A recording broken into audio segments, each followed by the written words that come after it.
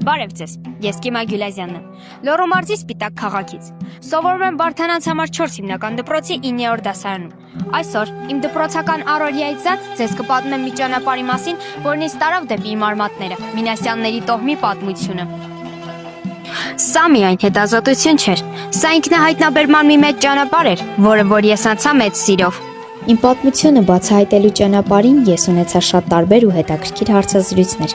Զրուցեցի տատիկիս Էվելինայի, նրա քրոջ Լարիսայի, ինչպես նաև տատիկիս հորեղբոր Ստեփանի որդիներից Արմենի հետ։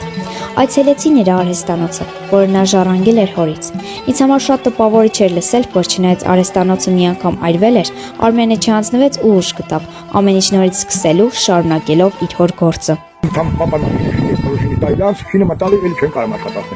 Վերջում այդ մաշինեն նորից նվեր են տալի պապան, պապան, տանը պատվալը դնում ես, սկսեմ շապատական այդ 200 կիլո այդ բայնին ավելի պրոշիններն արտադրել։ Ռեստորանը մի քիչ կաթեր տաշեմ, ինքս կույր մարդ էր, բայց տոկարնի ստանոկով էր կաթներ էր տաշեմ։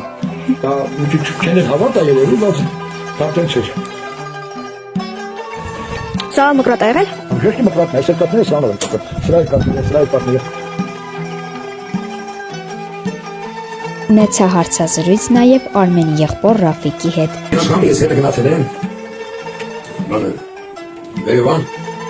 Պաչվատրաման ժամանակ։ Այնտեղ բժիշկներ էին, խուլա մարդիկին քույրերի երկու պապաները մեկ են Երևանից էր, բանը։ Ռագին մարդիկ գրաբուշով է, նվախտակ, յարում։ Սաղին, բենեմ են բարխավան տալիս գրև են, հենց պապայան ընտրեցին, այդ բանը կարտուարը, եկոր կարտուարն է բանը։ Չնոյս պապավետին, ինքն եկավ պապայից բանարից, մեդաբանարից։ Բայց իմ բացահայտումները միայն պատմություններով չավարտվեցին։ Այս հարցազրույցների ընթացքում ես նորովի գտա մեր տոհմական խոհանոցի մոռացվող համերը։ Ես գտա 4 յուրահատուկ ուտեստ՝ եղինջով հաց, ճմուռ, քալագյոշ, որին այլ կերպ անվանում են քրչիկ, եւ կոնչոլ։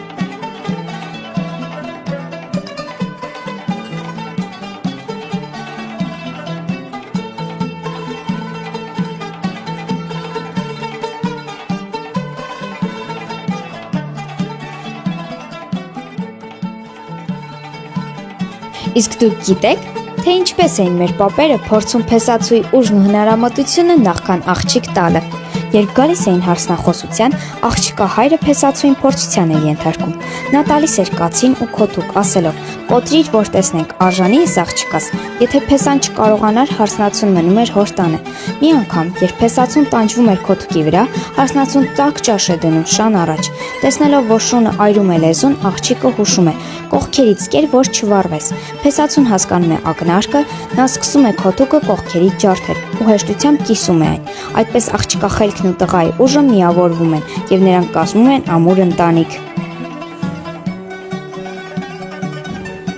Ես բացահայտեցի իմ պատմությունը եւ կազմեցի մեր տոհմածառը։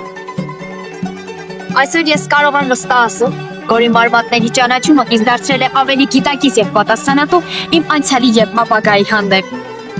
Ես կարող եմ հպարտանալ այն մարդկանցով, ովքեր աշխատել են, պայքարել են, հաղթահարել են դժվարությունները եւ օրինակ ծառայել սերունդների համար։ Այս ամենը բացահայտելով ես հասկացա, թե որքան ամուր ու հարուստ են իմ արմատները։ Սա ինձ ուժ եւ հպարտություն է տալիս, որ ես Մինասյանների տոհմի շարավիվն եմ։